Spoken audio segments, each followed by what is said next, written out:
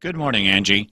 Gallup reports 57% of teachers say they are not engaged at work, another 13% claiming to be actively disengaged. For the survey, Gallup described engaged teachers as one who is involved with, enthusiastic about, or committed to their work. Did you see the YouTube of the 16-year-old freshman from New Jersey wrestling his 62-year-old physics instructor to the ground after the teacher confiscated a cell phone? Education expert June Campbell operates her own academy in Dallas and tells Daybreak USA that many of the teachers coming to her from the public school system are frustrated. Kids came in the ninth grade and they couldn't read well, they couldn't write, they couldn't spell, they couldn't put their thoughts down in logical sequential order. They had to count on their fingers to get the simplest of answers. And so when you have a classroom of students like this and you're expected to teach a subject matter, it's impossible. They're frustrated, and I can see why teachers would not be engaged because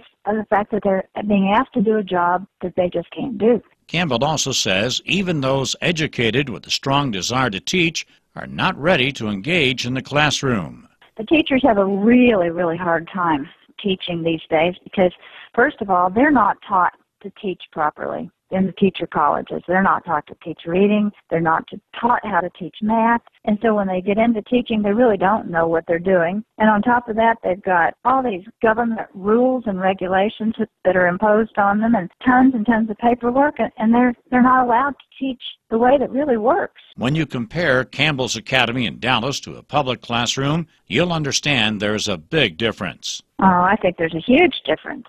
We have on the little school called Campbell Christian Academy here in North Dallas, and I have 33 children, 5 teachers to 33 children. Yes, you heard right. 5 teachers for 33 children in a one-room schoolhouse. We've got disciplined children who are there because they really want to learn and whose parents really want them to learn, and the parents are willing to work with the children at home as well. And in the classroom setting, and by the way, we have a one-room schoolhouse, the old-fashioned way that was always worked and still has worked for us for the last 30 years. When the students are engaged, the parents are engaged, and so are the teachers. We are very actively engaged, and we're on a mission to teach these kids the basics, the reading, phonics, math, and we work with them on an individual basis. Sensing a frustration from a public school teacher, Campbell tried to share one of her courses from the academy. I showed her pure phonics, which is the method that I've used to teach about 10,000 children how to read in my life. I've written this program. She took it back to her school and started using it and saw tremendous results. And her principal walked in and said, "Stop it. We will not teach phonics. This is not the way that we will teach."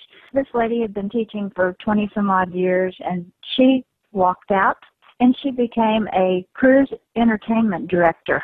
This is what happens to the good teachers. You know, the ones who really love to teach and have this desire to do something great for children, they run them out. Parents know their own kids as they begin to question if the public school teacher standing in front of their child's classroom really cares. Oh, absolutely, absolutely. People are waking up. They're waking up. They see report cards coming home with A's on them. They see, they go to parent-teacher conferences, and the teacher says, "Oh, everything's just wonderful. It's just great. Johnny's doing so well." But the parents know. They're not stupid. They can see that he can't read. They can see that he can't even do basic addition facts, and he might be 3rd, 4th grade, 5th grade. Campbell doesn't consider herself isolated from public education because she actually tutors many of those students at night in an effort to get them engaged like those at her academy. You can see the twinkle come back in their eyes, and that's a very exciting moment for both the teacher and the child. And all of a sudden, they want more, and they want more, and they don't want to quit, and they become great students. For Daybreak USA, I'm John Clemens.